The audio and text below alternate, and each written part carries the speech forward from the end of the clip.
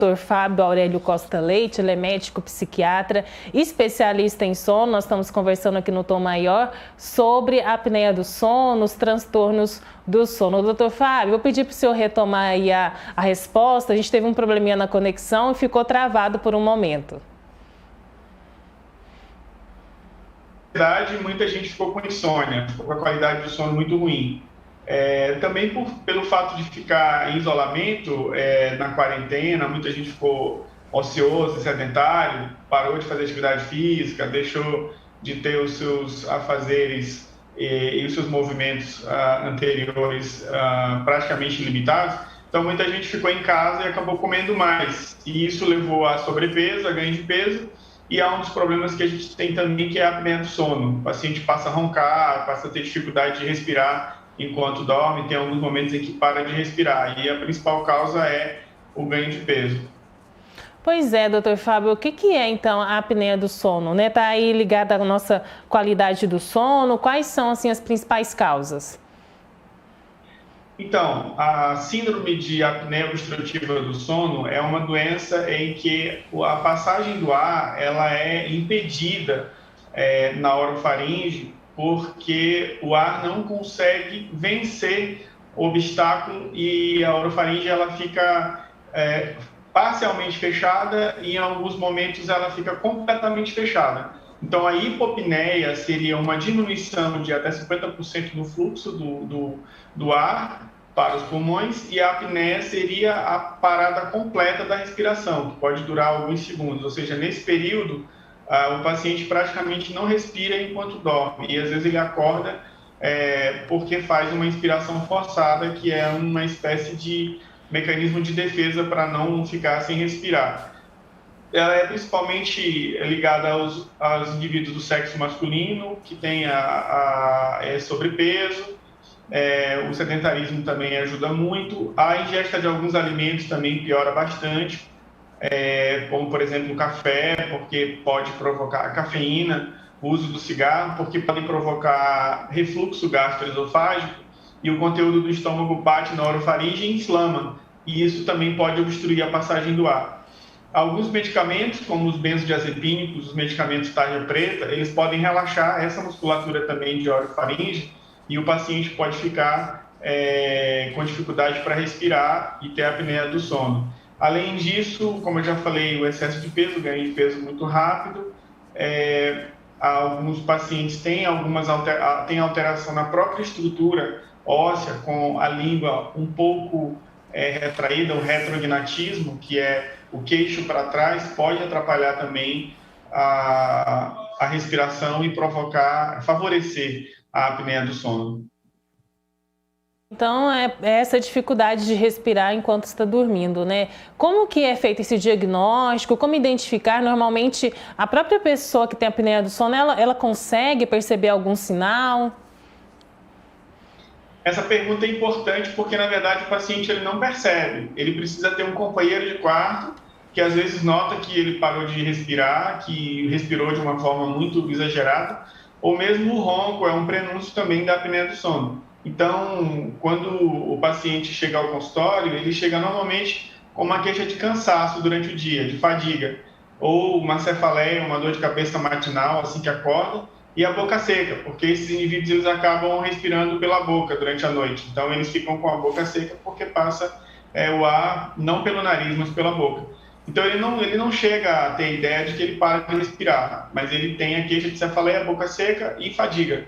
E, às vezes, o companheiro de quarto, a pessoa que dorme junto, ou se ele foi passar um tempo na casa de alguém e a pessoa percebeu que o paciente para de dormir, aí ele traz a informação. Mas, por exemplo, os indivíduos que são solteiros, viúvos, separados, que não têm companheiro de cama, de quarto, eles realmente têm dificuldade para saber que tem a doença. Doutor Fábio, o senhor disse aí que o ronco é um prenúncio da apneia do sono, mas não quer dizer também que toda pessoa que ronca tem apneia, né?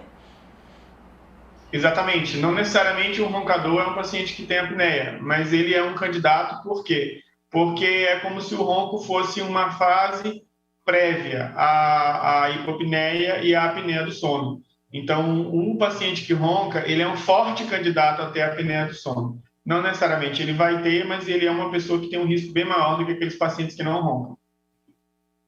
A apneia do sono, ela de alguma maneira pode aumentar a probabilidade dessa pessoa ter algum tipo, ou desenvolver algum tipo de doença potencialmente mais letal? Sim, na verdade, a apneia do sono ela é muito relacionada a infarto agudo do miocárdio e acidente vascular cerebral, principalmente isquêmico, porque esses pacientes eles fazem uma hipóxia, eles fazem uma diminuição da oferta do oxigênio para o cérebro e para o coração. Então, o paciente pode realmente ter prejuízos cerebrais e cardiovasculares, aumento de pressão arterial também, se ele não tiver um diagnóstico e um tratamento eficaz. Os riscos realmente existem e são bem sérios. Estamos conversando aqui no Tom Maior com o Dr. Fábio Aurélio Costa Leite, ele é médico psiquiatra especialista em sono. Dr. Fábio, e o tratamento, né? O que é possível fazer para diminuir a apneia do sono? Bom, o tratamento ele é muito amplo. A primeira coisa é aquilo que a gente explicou para vocês, tentar tirar as possíveis causas ou os fatores contributivos que contribuem para a apneia do sono. Redução de peso, alguns medicamentos serem suspensos, como benzodiazepínicos, evitar café, evitar a ingestão de líquido perto do horário de dormir, evitar o cigarro, consumo de álcool próximo à hora de dormir também.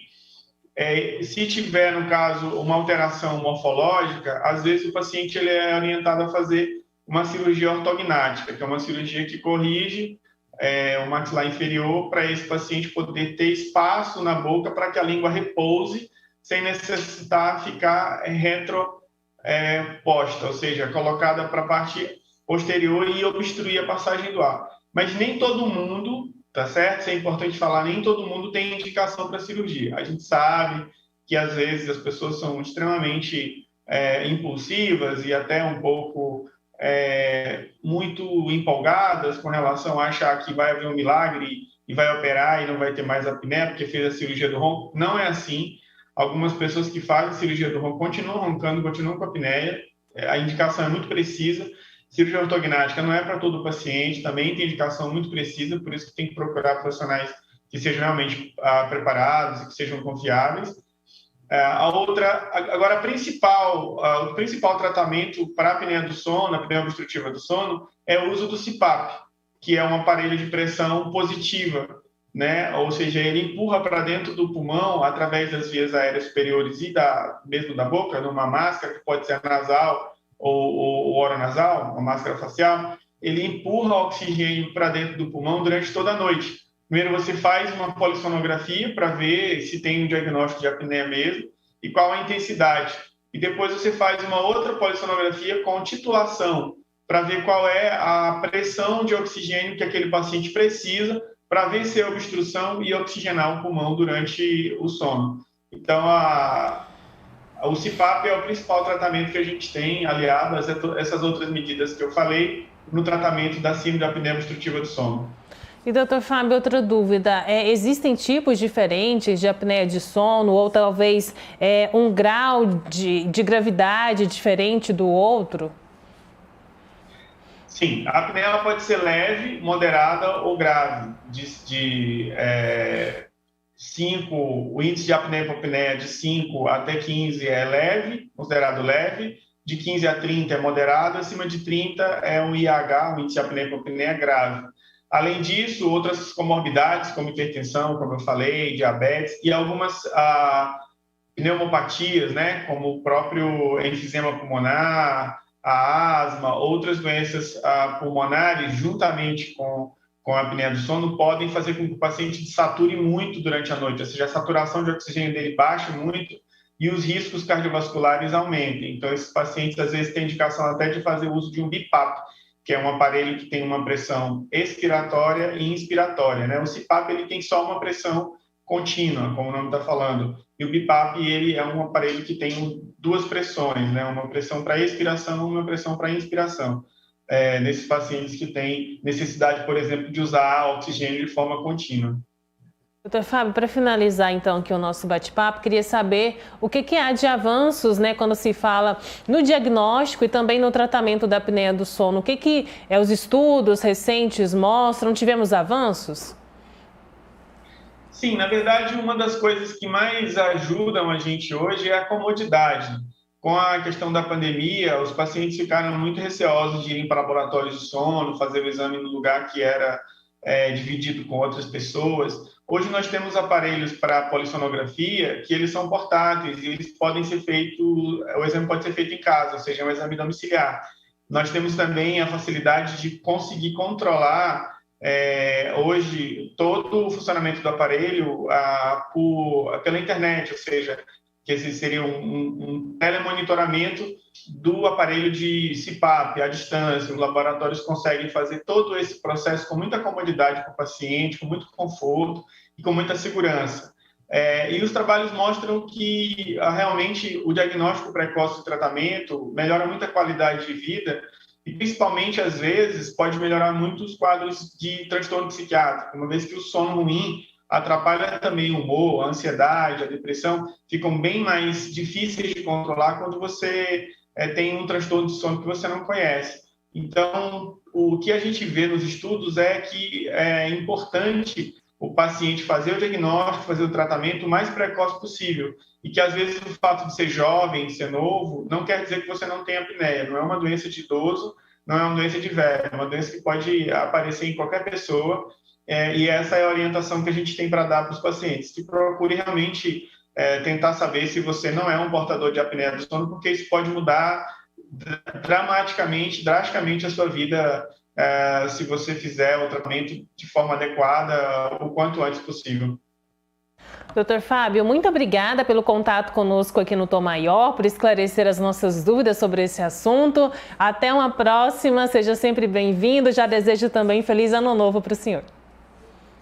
Eu que agradeço o convite, é sempre um prazer estar aqui com vocês. Um abraço a todos, feliz ano novo para todos, com muita saúde e muita paz. Conversamos aqui